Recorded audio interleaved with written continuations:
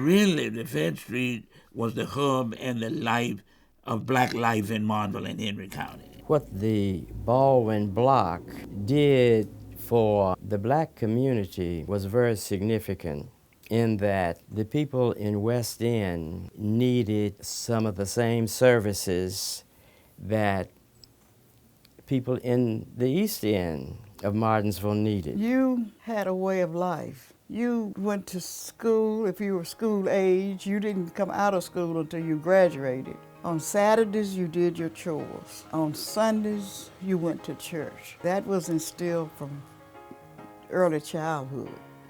So you carried it on into your marriage, to your family, to your children. There was a feeling of camaraderie. You could walk where you wanted to walk. You didn't worry about someone trying to bother you. Well, it was special because it was homey. They were able to socialize and dress up, as Bruce might say, walk like they want to walk and talk like they want to talk without any fear. Freedom is another word for it. We had a real sense of community and took pride in things. A community that incorporated all of us. I think it takes a community to raise a child. This is it. This building on Fayette Street in Martinsville, Virginia, was erected to be the heart and the soul of the new college institute. Now, some would say that it stands on hallowed ground. That's because the old, original buildings that once stood here were part of the heart and soul of commerce that served African Americans living in the Martinsville-Henry County area. Those buildings stood on what's called Baldwin's block, or quite simply, the block. The block was located on the upper end of Fayette Street, near the Uptown. Fayette Street was the main artery that courses through our community where most African Americans lived. There was Sarah Hunt's Cafe, located next to the Rex Theater, and also the Imperial Savings and Loan, which started providing capital to the community as early as 1929. And then Fayette Street had its own bit of paradise, the Paradise Inn, which served lunch in the midday and spirits at night. And this Mecca drew patrons from all over the area, well beyond the borders of Martinsville-Henry County. Fayette Street had all kinds of businesses. There was a grocery store, a real estate company, an insurance company, a dry cleaners, and a photo studio. There were places to gather, an auditorium and a gymatorium. There were beauty parlors and funeral parlors, a barber shop. There was even a motel at the end of the street with a swimming pool. Fayette Street bustled. People would walk to work or to shop, to school or to play, to church or to home. And when the factory whistles blew, the pace would quicken. And on Sunday mornings when the church bells rang, families would walk together to church. Sooner or later, people's paths would take them to or through Baldwin's block. The block got its name from Dr. Dana Baldwin. The North Carolina native came to town in 1910 and started practicing medicine from his home. After serving in World War I, he returned home and purchased property on Fayette Street, acreage about the size of a city block. It was there that the good doctor built his new offices. But Baldwin wasn't through. He built a drugstore with a lunch counter where you could sit down and have a sandwich and a shake. And he built offices for a doctor, a dentist, and for a lawyer to practice. And then on the block there was the Douglas Hotel, the city's first for African Americans.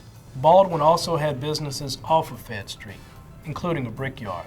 Baldwin helped convince a company that made overalls to build another factory in town, one that hired black women. It was their first significant alternative to domestic service. And it wasn't just Dr. Baldwin who created businesses and made things happen. Some 75 enterprises owned by African Americans were created during the first half of the 20th century. Back on the block, Dr. Baldwin's brother Sam was one of the drugstore's original pharmacists, and he had the responsibility of putting together the social event of the year, the June German Ball. People from all over traveled to hear the big-name bands, including Chuck Berry and the godfather of soul, the hardest working man in show business, James Brown.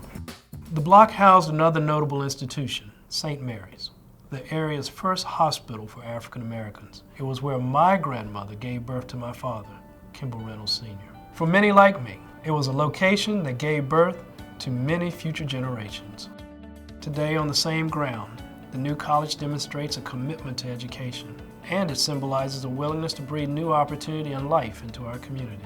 For many African Americans living in Martinsville and Henry County, Baldwin's block and the Fayette Street area were quite simply the center of the known universe.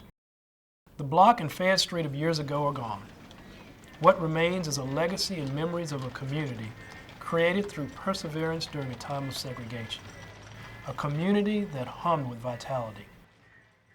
As I think about Fayette Street and that particular area, my grandmother living next door and my mother living next to her, they stood out and talked to people as they passed.